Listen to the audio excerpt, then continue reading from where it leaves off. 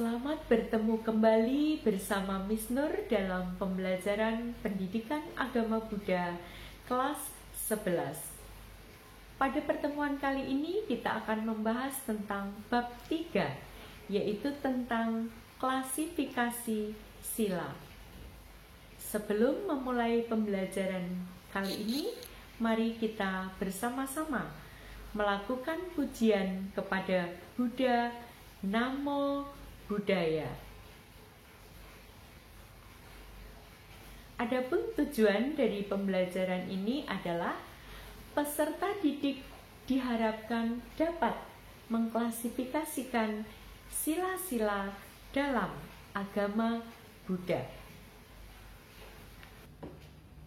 Baik, pada bab ini kita akan membahas tentang klasifikasi sila berdasarkan pada berbagai sudut tinjauan, diantaranya yang pertama berdasarkan pada jenisnya, yang kedua berdasarkan pada jumlah latihannya, yang ketiga berdasarkan pada kualitas motif atau tujuannya, yang keempat berdasarkan pada orang yang mempraktekannya, dan yang kelima berdasarkan pada cara mempraktekkannya. Baik, langsung saja kita bahas yang pertama, yaitu tentang sila berdasar pada jenisnya. Sila berdasarkan pada jenisnya terdiri dari dua, yaitu Pakati sila dan Panyati sila. Pakati sila merupakan sila atau kemoralan yang bersifat alamiah. Salah satu contoh adalah Pancasila Buddhis. Pancasila Buddhis merupakan landasan norma-norma kehidupan secara universal. Contoh lain lagi adalah sila yang terdapat dalam 8 ruas jalan utama yang terdiri dari ucapan benar, perbuatan benar, dan mata pencaharian benar. Itu termasuk juga dalam Pakati sila. Adapun Panyati sila merupakan aturan atau disiplin kemoralan yang sengaja diciptakan atau sengaja dibuat berdasarkan pada kesepakatan dengan tujuan untuk menciptakan ketertiban dalam masyarakat maupun kedamaian dalam masyarakat. Sila antara lain adalah undang-undang, peraturan pemerintah, tata tertib, adat istiadat, dan yang lainnya. Adapun pelaksanaan dari Pakati sila ini relatif karena di satu tempat dengan tempat yang lainnya tentu saja pelaksanaannya bisa jadi berbeda. Baik, pembahasan kita berikutnya adalah sila berdasarkan pada jumlah latihannya. Sila berdasarkan pada jumlah latihannya dibedakan menjadi 1. Pancasila, 2. Atasila, 3. Dasasila, dan yang keempat Patimokkha sila. Baik, mari kita bahas yang pertama, yaitu tentang Pancasila. Pancasila adalah 5 aturan kemoralan yang semestinya dilaksanakan oleh para umat Buddha atau para upasaka upasika. Apa saja 5 landasan moral tersebut? Yang pertama adalah saya bertekad untuk melatih diri menghindari pembunuhan, termasuk di dalamnya adalah penganiayaan, penyiksaan, dan menyakiti makhluk lain. Yang kedua, saya bertekad melatih diri menghindari mengambil barang yang bukan milik saya. Yang ketiga, saya bertekad menghindari untuk tidak melakukan tindakan asusila. Dan yang keempat, saya bertekad melatih diri untuk tidak berkata-kata yang tidak benar. Yang kelima, saya bertekad untuk tidak meminum ataupun memakan makanan yang mengakibatkan mabuk atau lemahnya kesadaran. Itulah 5 sila landasan kemoralan yang disebut dengan Pancasila. Selanjutnya adalah Atthasila.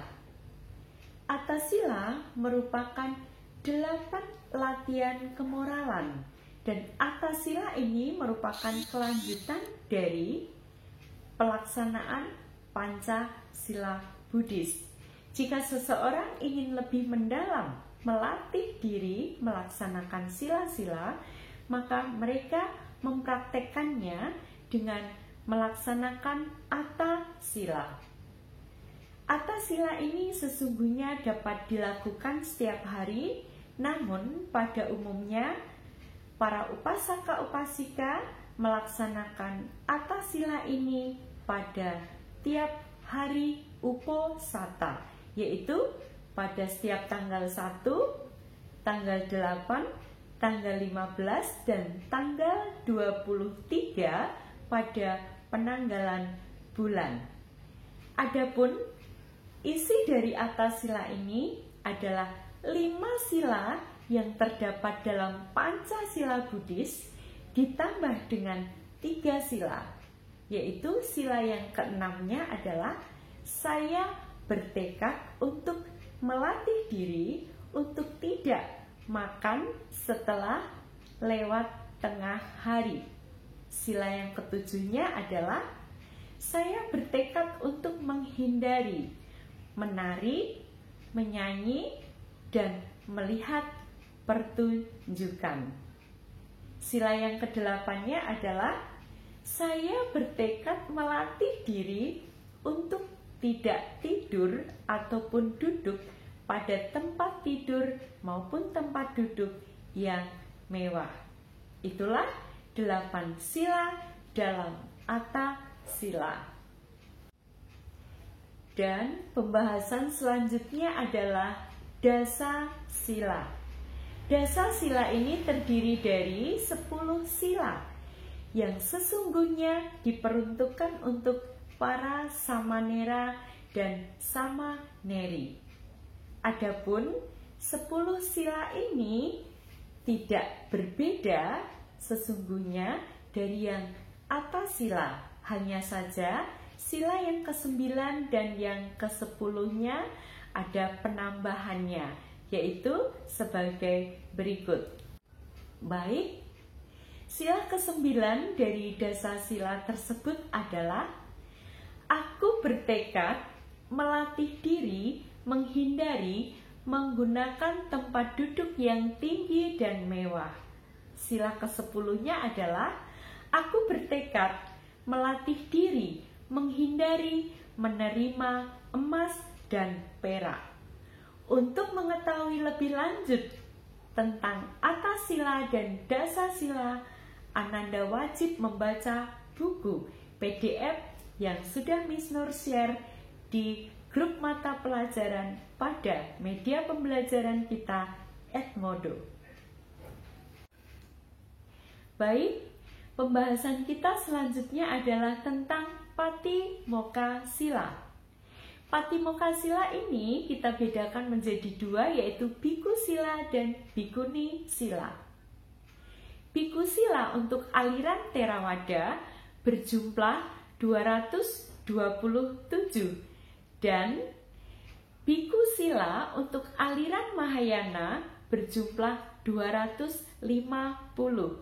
Sementara untuk Bhikkhuni aliran Theravada jumlah silanya adalah 311 dan untuk biksuni aliran Mahayana berjumlah 348.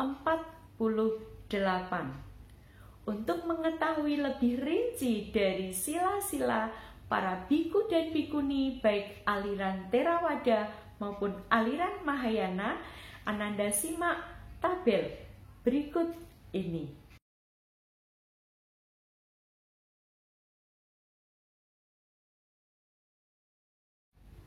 Baik, pengetahuan tentang Patimokkha ini dapat digunakan oleh para umat untuk melakukan pelayanan dan penghormatan kepada para biku dan bikuni dengan cara yang layak dan tepat.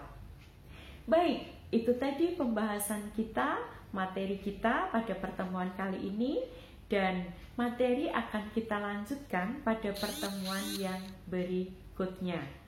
Baik, sekali lagi Miss ingatkan, mari bersama-sama kita menjaga diri kita, menjaga kesehatan kita agar kita terbebas dari hal-hal yang tidak kita inginkan.